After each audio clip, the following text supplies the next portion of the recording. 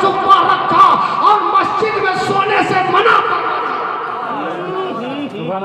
आज शहरी में घर है, बगल में मस्जिद में जाके टांग फैला के सोए जाते हैं। इस्लाम का पहला मदरसा है, इस्लाम का पहला हॉस्टल है, इस्लाम का पहला मुसाफिर खाना है। नबी ने मस्जिद की अजमत को जाहिर किया और ऐलान किया, तुम्हारे पास कुछ हो ना हो लेकिन मस्जिद में सोने की जरूरत नहीं है, इसके लिए हमने असहाबे सुफ़ा तुम्हारे लिए बना दिया है। ए सहाबियों, तुम्हारे लिए चबूतरा बनवा दिया है। सेहत मिल गया कि मस्जिद में सोने की जरूरत नहीं, मस्जिद के बाहर जहां जगह मिल जाए जाकर सो जाओ। इससे सबक लेना चाहिए। यहाँ तो कपड़ा धो करके पूरी मस्जिद में फैलाते हैं। सरकार फरमाते हैं कि मस्जिद के बगल में जिसका मकान हो वो ऐसा खुशबूदार खाना न बनाए कि मस्जिद के नमाजियों की नाक में उसकी खुशबू पहुँचे, कि जिसकी वजह से उसका दिल नमाज के बजाय तुम्हारे घर की बिरयानी और गोश्त पर पहुँच जाए। सरकार ने मना फरमाया, अब तुम तो मस्जिद में हांडी चढ़ाओ। सरकार ने अलग चबूतरा बनाया, उस पर 70 सहाबा मौजूद थे। बिलाल ने से मेरे आका ने फरमाया, बिलाल मदीने में कोई बचा नहीं ना? कहा यार उसमें कोई नहीं बचा। वो 70 सहाबा मेरे प्यारे जो बैठे हुए हैं उनको ले जाके खिला दो। अब हजरत बिलाल जा रहे हैं, प्याला लेकर के गए, 70 सहाबा को पेट भर करके खिला दिया। सारे 70 सहाबा ने उसको पेट भर के खाया पिया, उसके बाद फिर भी बच जाता है। हजरत बिलाल प्याला लेके बढ़ रहे हैं, कह रहे मदीने के लोगों को खिला दिया, कोई बचा नहीं, बचे 70 थे उनको भी खिला दिया, अब तो कोई मेरी नजर में बचा नहीं है। काश नबी फरमा देते कि बिलाल बचा हुआ प्याला तेरा है। बिलाल जा रहे हैं, सोच रहे हैं, नबी फरमा देते कि बिलाल ये प्याला तेरा है। बिलाल कह देते कि नबी कह देते बिलाल प्याला तेरा है। बिलाल दिल में सोच रहे हैं और कह रहे अब तो कोई बचा नहीं है। सोचते सोचते सरकार की बारगाह में पहुंच गए, प्याला पेश कर दिया। कहा बिलाल मदीने में कोई बचा नहीं? कहा कोई नहीं बचा। कहा असहाबे सुफ़ा में सब खा लिए? कहा सब खा लिए। तो मेरे नबी मुस्कुरा के कहते हैं बिलाल तू यही न चाह रहा था कि कब तो सब खा चुके हैं? काश नबी फरमा देते कि बिलाल प्याला तेरा है। इसी का नाम है इल्मे गैबे मुस्तफा।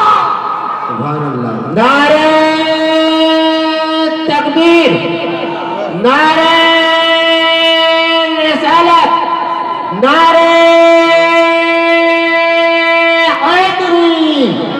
या हसन या हुसैन, या हसन या हुसैन, नारे तकबीर, नारे रिसालत। इसी का नाम है इल्मे गैबे मुस्तफा। बिलाल ने अपनी जबान को खोला नहीं, अपनी ख्वाहिश को अपने मुंह से कहा नहीं। बिलाल दिल में सोच रहे हैं, नबी सामने बैठे हुए जान लिए कि बिलाल दिल में क्या सोच रहा है। बिलाल दिल में क्या सोच रहा है? कहा बिलाल तेरी यही ख्वाहिश है ना कि ये प्याला काश नबी हमें दे देते?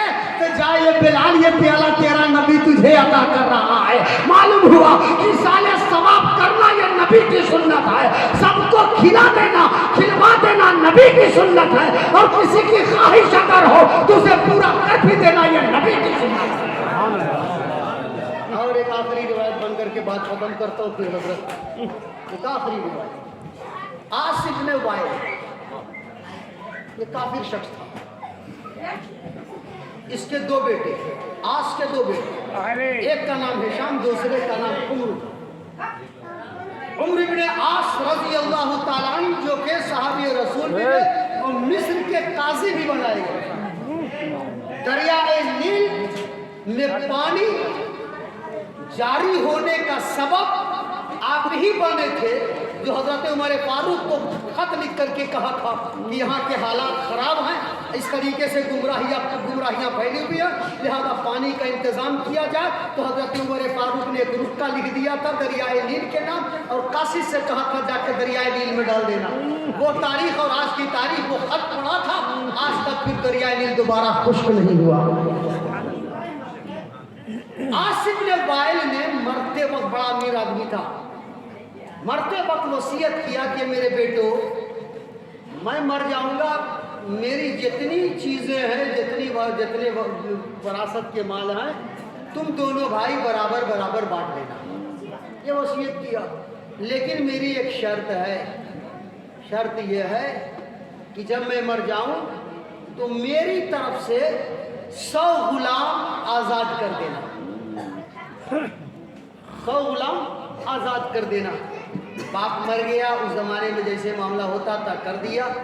ہشام جو بڑا بیٹا تھا آیا، ساری جائیداد کے برابر 2 حصے کیے، کرنے کے بعد اس نے اپنے حصے کا 50 جو اس کے حصے میں غلام آتے تھے اس نے خرید کر کے آزاد کر دیا اپنے باپ کی طرف سے۔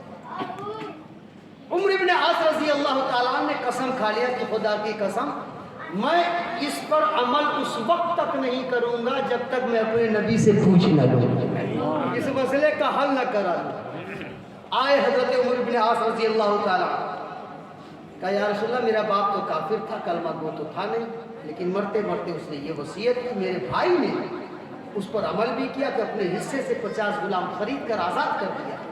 یا رسول اللہ صلی اللہ علیہ وسلم میرے لیے اب کیا حکم، کیا میں وہ کام کروں جو میرے بھائی نے کیا ہے تو اس کا ثواب میں اس کا فائدہ میرے باپ کو پہنچے گا؟